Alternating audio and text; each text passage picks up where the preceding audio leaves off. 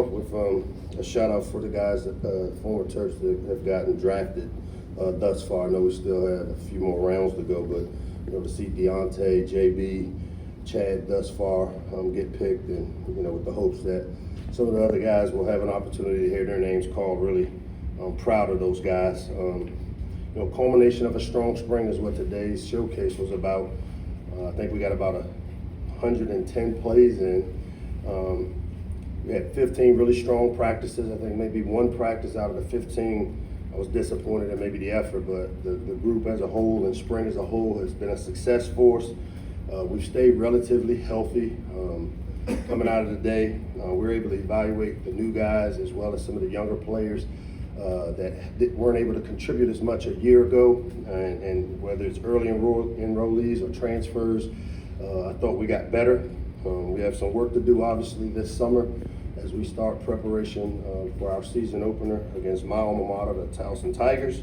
But I expect the guys and the culture within that locker room to put the necessary work in for us to be ready come September 2nd. And with that, I'll open it up to any questions. You guys raise your hands. We'll get you a mic. Start with Emmett in the second row. Coach, first off, any update on the two injuries to the defensive backs, Tarheeb and Jaquan? Jaquan was able to make it back out on the field for the game. He was there on the sideline, and we kept him out for precautionary measures, which was good to see. I was a little worried there early when I got over there to see him down, but I think he'll be okay. With Tarheeb, we're still waiting to get some evaluation done, MRI, X-rays, those necessary things, and I haven't had a chance to speak to our athletic training staff just yet, but hopefully it's not as serious or it's not too serious. Hey, Mike, your thoughts on the defense, not just today, but overall in the spring, what you've seen from them and where they're at this point? Yeah, I thought both sides of the ball today, it was a game that as a head coach you like to see.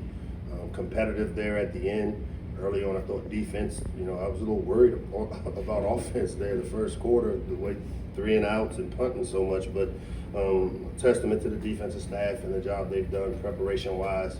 This was a very limited game plan. We weren't out trying to out-scheme guys today. It was just a matter, like I've said before, about running, blocking, tackling, throwing the football, and the fundamentals of the game more than anything. And so, I was really pleased with today's effort. I like the way our defense is continuing to come along. We've added some pieces there, and there'll be a few more pieces as we get the rest of the high school guys that didn't early enrollee in here. And I'm expecting us to have a really competitive fall camp to define some roles for some of these guys on that side of the ball. Chris in the fourth row. Coach, anything stand out after the first 15 practices, from this game? Anybody that were like, wow, they stepped up, since the last time you saw them in a bowl game? We obviously had most improved players, those guys that got those awards, and I can't remember all the names, but the most improved players to me were the ones that we as a staff felt were guys that definitely improved. I've been happy, and I've been on record saying happy with some of the transfer portal guys that we were able to get, guys like Caden Prather, Tyrese Chambers, filling in voids left by some talented receivers. I've been really happy with the Jordan Phillips kid there on the defensive front. We saw Quayshawn Fuller really have a strong spring force as a guy that was here during last season, but his development still coming along. Happy with Tajay Johnson. I can keep going on and on. This has been a really good spring, really productive for us, and like I said, it's the catalyst as we lead into summer camp and our summer camp conditioning and training as we start preparation for a season opener. Next two from the second row left. Hi, Coach.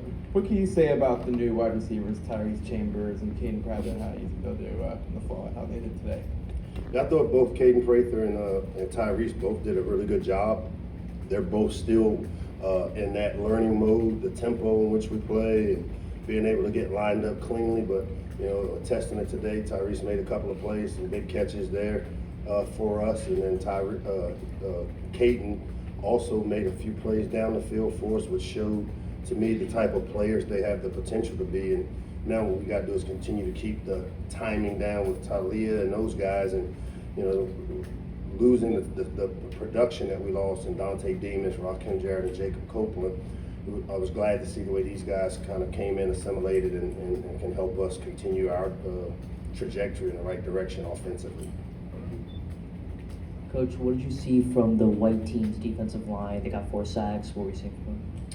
When you say red and white, man, I don't know which team was which. With Quayshawn, Akeem Sote. Well, again, those guys are, I heard their names called a lot for awards. I think, Tommy was able to get you guys voted for him as the defensive lineman of the game. Losing guys like Ami Finau and Mo Kite and Greg Rose, again, a lot of players that were producers for us. It's time for a guy like Tommy Akeem Sote, and we've challenged him all spring to really step up. He's going into year 3 in this program, and it's now time for him to become one of the leaders there. And I've been happy with the way he's progressed. The guy that's really done a great job is the Taze Johnson. I've been really pleased with Taze in terms of his development, his maturity, his leadership, and I'm hoping that he can continue to do those things throughout the summer. Quayshawn, again, is one of the more improved guys. A year ago, played some limited reps for us, but really this spring has been disruptive and doing the things that we thought he'd be capable of doing. And then on the other side, I just get 2 questions. reshaped offensive line. What did you think about the group that was protecting Talia today? The additions of Gotti and Corey Bullock and moving DJ over to the left side, we lost 3 starters that have been starters here for 3-4 years, and that's a lot of production, a lot of games, and so to be able to find additions like those guys, as well as Dumerville, who's come in and they've all kind of picked up where those guys left off. This summer's going to be huge for us. We're still in the process as this portal window closes of trying to maybe add a couple of bodies and hopefully to give us what we need to be able to start preparation. But I like the way the O-line is shaping up. Coach Braswell, Louis Swaba, one of our assistant analysts, they've done a really good job with the group and getting the new guys caught up to speed, but still some work to do. Coach, what are some areas that you guys need to improve on? Wow. I'd say special teams, just the fundamentals of it. We play a lot of players. I think last year we played, had 44 different players maybe start for us. For us to become a championship level team, we've got to play really good special teams and not let them be detrimental to the success we can have. So, I think this summer is going to be really important for some of these young players and newer players to embrace the role. If you look at the guys that have left here and have gone on to play in the NFL, guys like Chig and Sam Okwanko, those guys have had to participate on special teams. And I think a lot of players are starting to see the value of it. And for us, you can judge the character of a team by how they play special teams. And we've got to, in my opinion, continue to make strides like we had on offense and defense in that area of the game. And not fundamental, not technical fundamental, but just the effort and embracing that special teams is going to be a huge part of our ability to win and compete for championships. Hey, Coach. And you kind of touched on the Talia and whatnot earlier, but just the younger quarterbacks, Cam Edge and Jaden Saray, both of them now coming up on nearly a full year with the program, full spring ball. What have you kind of seen from them this spring? Yeah, Cam has done a really good job. He's a guy that has shown the mental maturity. He doesn't have a lot of ebbs and flows of riding the wave of emotions that come with playing that position. And I like the makeup he has as a quarterback. He made some big throws today and really had a chance to compete, taking most of the reps there behind the 1-0 line. And then I thought he did a really good job throughout the spring. He's a worker. He's the last guy out off the field, first guy on the field. He's always looking to get better, and I've been pleased with the way he's developed.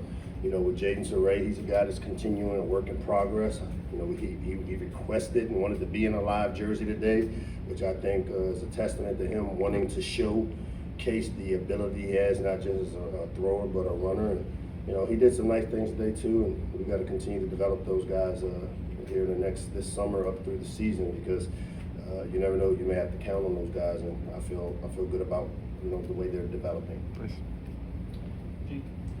How have you seen Preston Howard come along and grow in the tight end position after playing quarterback in high school? It's not just Preston Howard. I love the kid in terms of, again, played the quarterback position, played defense, has shown to be tough, smart, reliable, the 3 things we're always looking for. And, those young tight ends are going to have opportunities to play. You see Corey, we know what Corey's capable of from a production standpoint, but to see Preston and some of the plays he made today, he's done it all spring. And just a matter of him acclimating to the speed a little bit more. But he's going to be a special guy around, special player around here. And then I've been really pleased with Rico Walker, a guy that plays heavy-handed, really sure hands, snatches the ball, and plays with the physicality that's not atypical of a young player. So with those two young tight ends, I think the future's really bright in that room, and I've been pleased with the way they've been developed. Hey, Mike. What's up? Those guys in the second half, the running game specifically, kind of picked up there. Do you specifically guys like Antoine and Colby, them as veterans now, do they play a role in helping bringing on some of the offensive lineman guys and helping them adjust to the system? Yeah, the running back room now are veterans. You know, when you look at the production, you know, Kobe was a guy, and we're starting to see flashes of the 2 years ago Kobe McDonald, and I've been happy with seeing that development, because he was a guy a couple of years ago that played before Roman Hemby and Antoine, and so the talent is there. The consistency is what we're striving for with him, but he's a guy that had a much better spring, and really pleased with how he played. Ramon Brown, you know, got nicked up here about a week ago, but he was a guy that was really coming on. And then you look at guys like Roman and Antoine, who had their lion's share of the reps a year ago. Both those guys with, you know, Coach Scott coming in and the development that he has had with that group, I've been really pleased. But, you know, they're no longer the young guys anymore. They're veteran guys that have to start taking some leadership roles within our team. Time for two more. Wayne in the front. Coach, what's the difference in coaching when you get to actually be on the field as opposed to the sideline? How much more can you see? Well, I mean, obviously being, I call that the sweet spot, but behind, and being able to visualize and see the safeties, alignments, and everything. I mean, it's a great view. When you watch film, the end zone shot is a shot that gives you the ability to see leverage, angle, and the necessary things. You know, being on the field like that, that's how I'm usually on the field in practice. So used to it, but, you know, get back on the sideline here for games. And can you take me through that play? You almost caught the kickoff. You were awful Yeah, I should have close. made that catch, man. I was disappointed, you know. It took my eye off of it, didn't necessarily track it, high hands. We always talk about that. It was really disappointing, because that's a play I usually make. Last one at the back, Alex. Hey, Lars, how's it going? What's going on, Alex? Not too much. You touched on it at the beginning, but these 3 days, seeing a lot of Terps go pro, just how special of a few days how much do you look forward to it every year, and what kind of pride do you feel today, you know, for these guys that are going to the next level? Yeah, it's a dream come true for these guys, and a guy who understands, you know, I didn't play at that level, but just what this great game of football has done for my life, a brown leather ball with air in it changed the lineage of the Locksley family. And for these guys that are having opportunities to hear their names called while having earned degrees or working toward earning degrees, and you sit on people's couch and recruit them here, and you talk about that, collecting them on the front of the bridge of manhood and getting them over the bridge and having them be better versions of themselves because of the time they spent in your program. That's what it's all about. And, you know, I'm very hopeful that we'll be able to hear a bunch more names called, some talented players that have played a major role in getting us to where we are today, and creating the foundation that's necessary to start playing championship level football. So best of luck to the guys who haven't had their names called, and again, you know, congratulations to the guys who have. Just a super quick follow-up on that last part. Of course. 2 more ties the program record, 3 would break it. I mean, what do you think that would say about where this program's at if it's the most ever to get drafted in 1 year? I mean, I think it lends itself to say that, as I always say, we're a developmental program, and it's not a negative to be developmental. It means we're always working to improve. We do a great job of taking players, and, you know, not all 5-star guys that come in here, and because of the coaching staff, because of the support staff we have, we're able to develop them into what, you know, NFL people see as value to their organizations. And it's a testament to the kids. It's a testament to all the people that touch them during their time here. And, you know, as the leader of the program, definitely proud to see it, and very hopeful that it's a trend where every year we can keep improving on that.